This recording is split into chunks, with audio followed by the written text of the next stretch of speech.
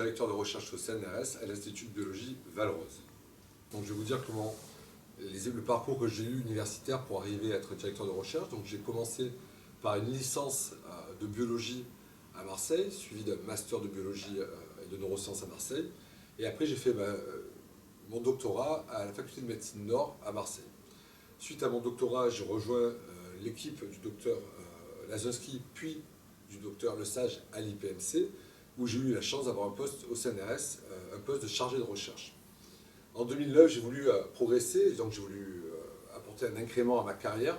Et pour ce faire, en fait, je suis parti aux États-Unis pendant 2 ans, ce qui m'a permis en fait, d'avoir une expérience internationale et ce qui m'a permis, en rentrant en France, d'appliquer à un concours qui est organisé par le ministère de la Recherche et de l'Éducation, qui permet aux jeunes chercheurs de créer une équipe. Et aujourd'hui, je dirige une équipe à l'Institut de biologie Val-Rose. J'étais pas très bon élève à l'école primaire et au collège, j'étais moyen au lycée, et en fait, moi, j'ai extrêmement changé à la faculté, puisqu'en fait, ça me plaisait, donc du coup, je me suis mis à travailler, et là, je suis devenu très bon. Donc les études, ce qu'il faut faire, c'est des études très longues, puisqu'en fait, il faut faire un doctorat, c'est-à-dire que vous avez donc un bac, une licence, un master, et après, 3 ans pour le doctorat.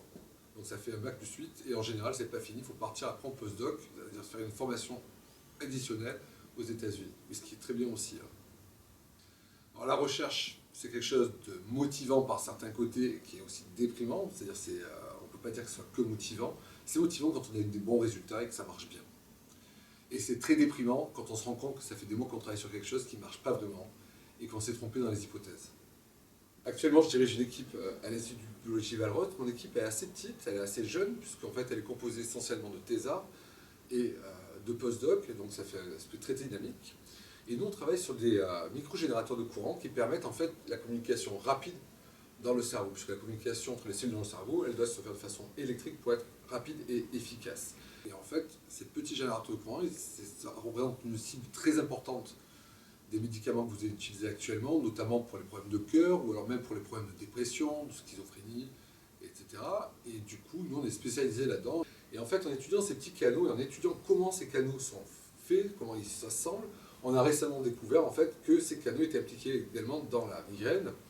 Et ça nous a permis de mettre en évidence une nouvelle voie de signalisation impliquée dans l'induction de la migraine. Et donc, avec l'industrie pharmaceutique actuellement, nous essayons des produits qui agissent sur ces voies pour soigner la migraine.